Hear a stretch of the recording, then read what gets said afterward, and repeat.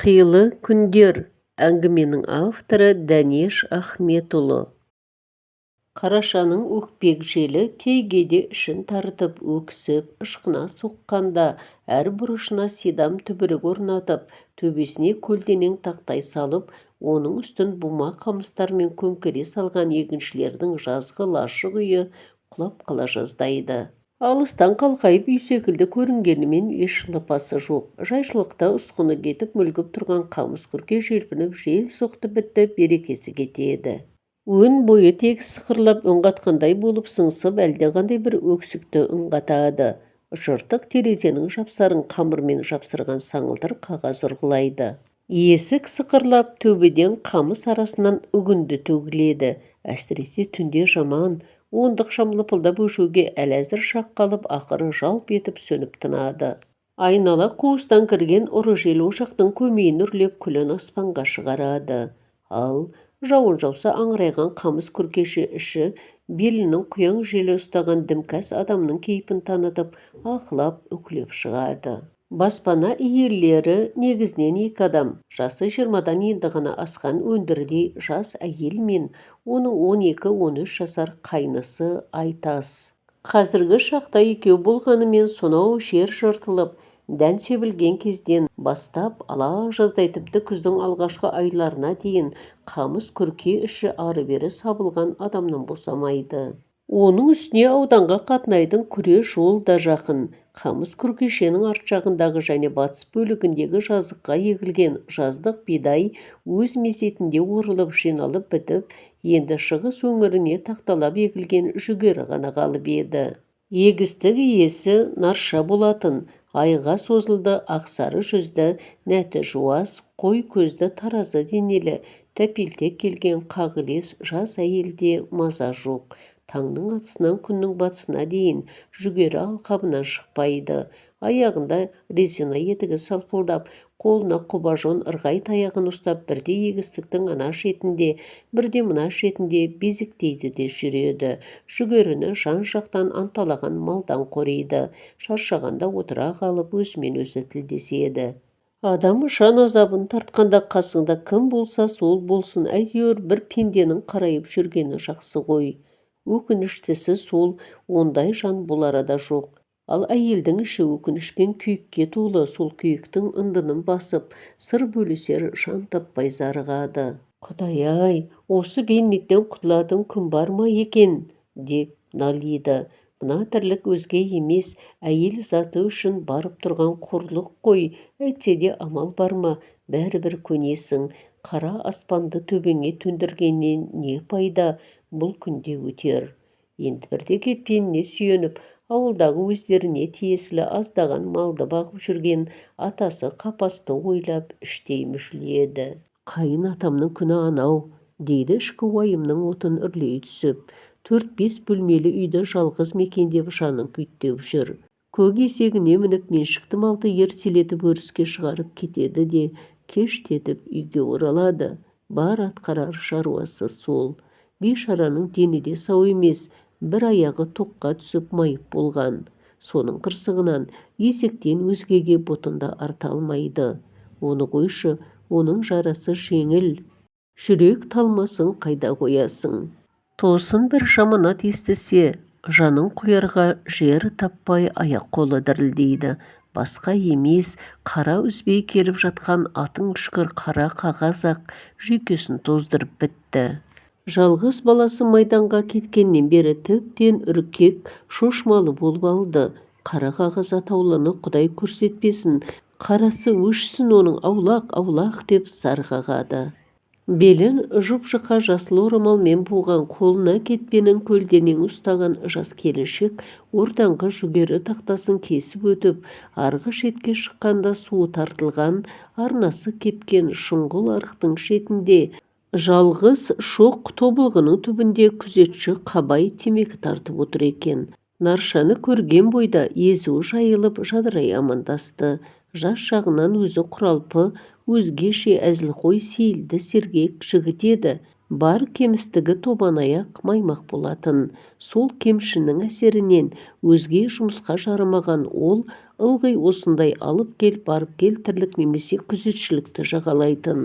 Отырсың жарасыпты, кімді күтіп отырсың? Деді Нарша қасына келіп қатарласа тізе бүгіп. Кімді болушы еді? Деді маймақ күзетші іле тіл қатып.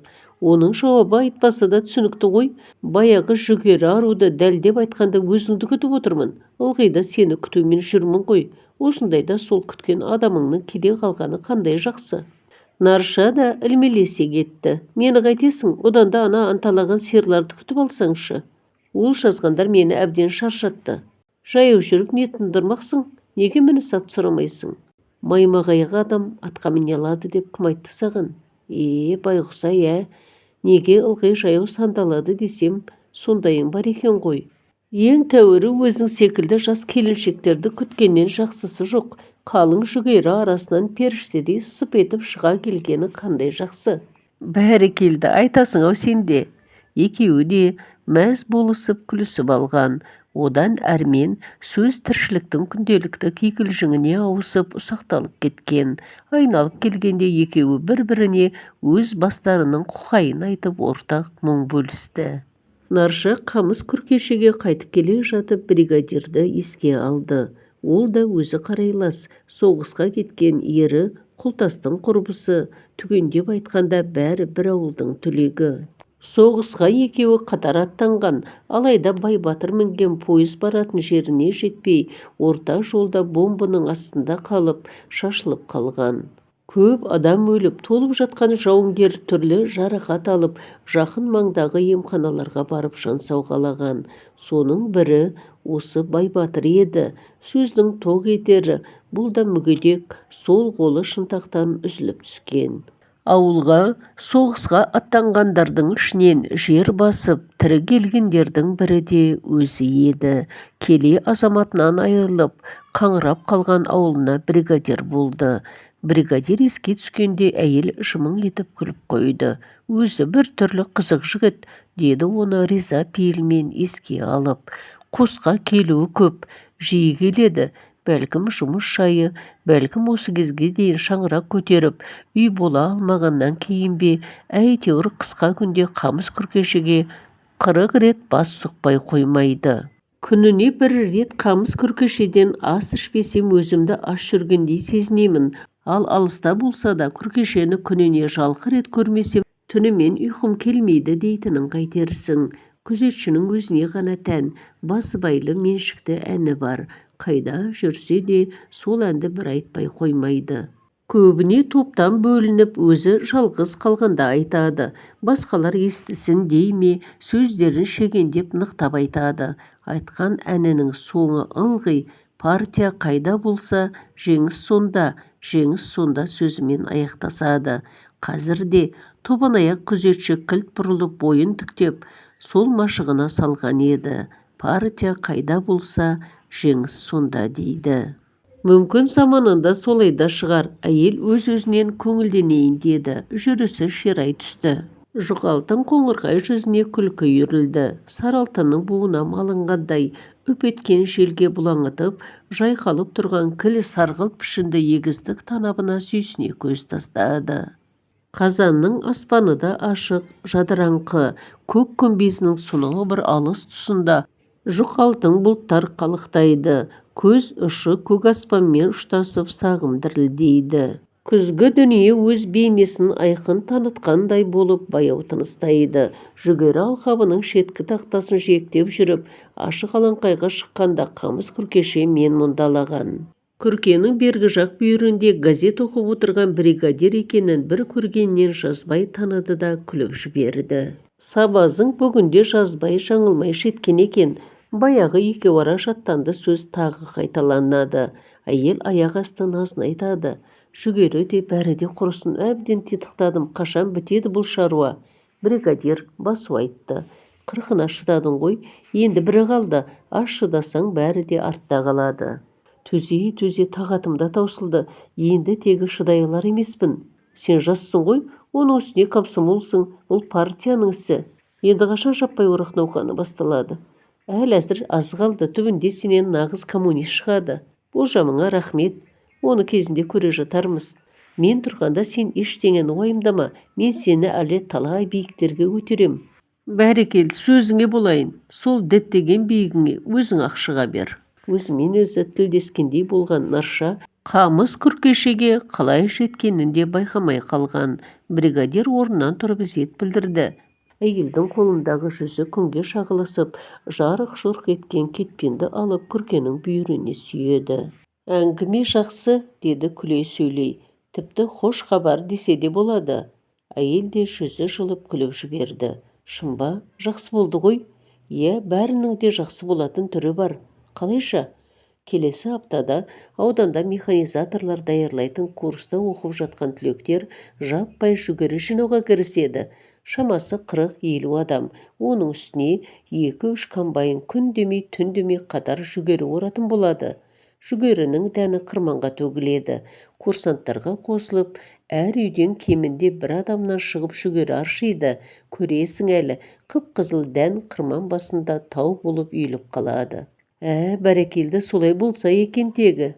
Солай болғалы тұр деп бригадир сөзін одан әрі жалғамақшы еді, әйткенмен үлгере алмаған. Себебі күркенің артқы жағынан Айтас шыға келіп еді.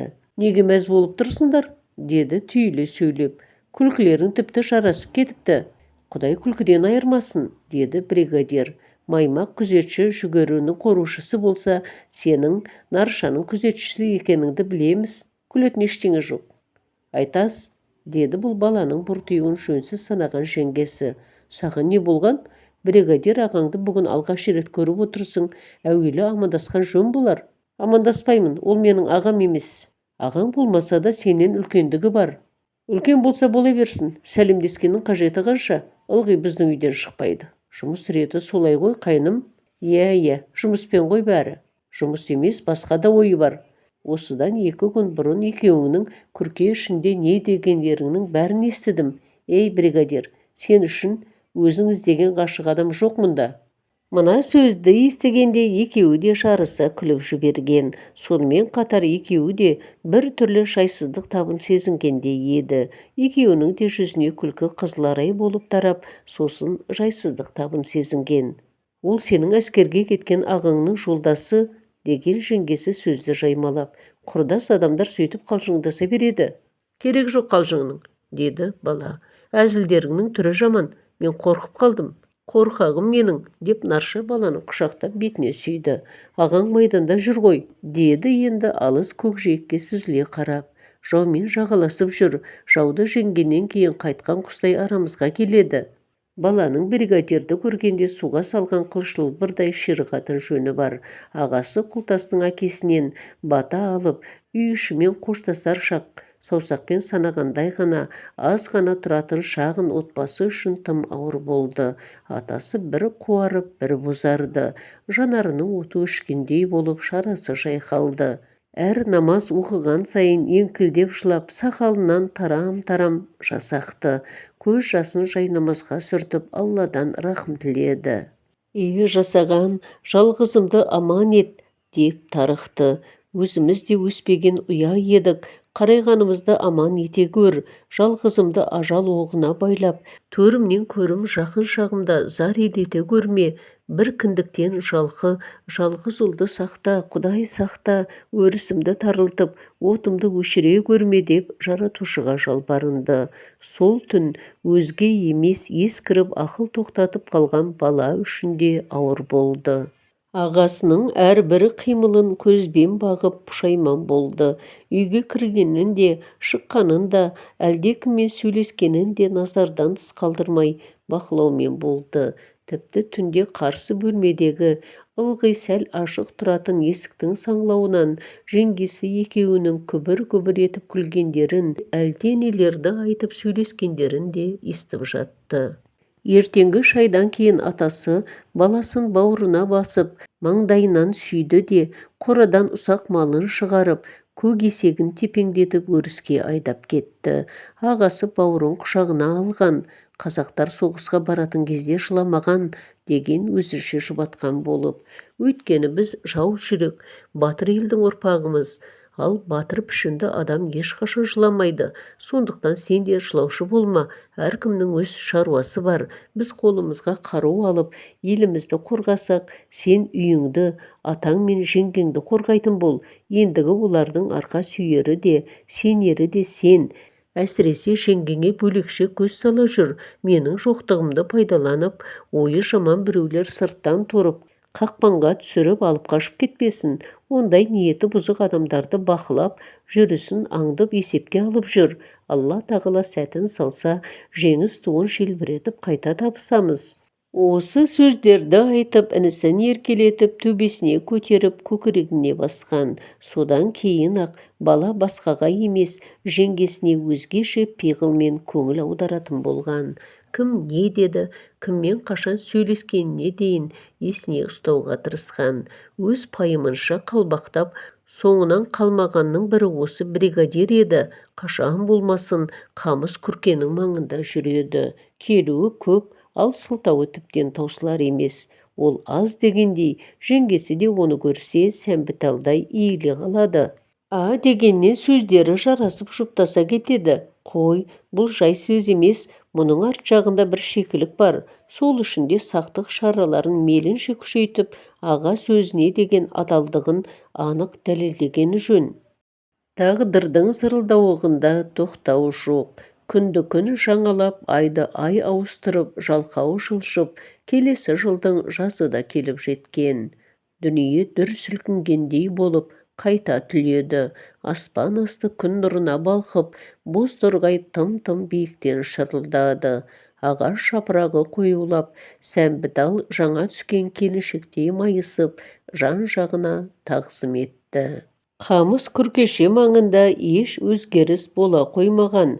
Әу баста аңғай-даңғай олақ жасалып еді, келер жаққа да сол күйімен жеткен. Егістік алқабы да көк толқындай мұнартып, жаппай көктеген. Бидай ұзарып, сүмбіле тартып, жүгері желкілдеп, бой көтере бастап еді.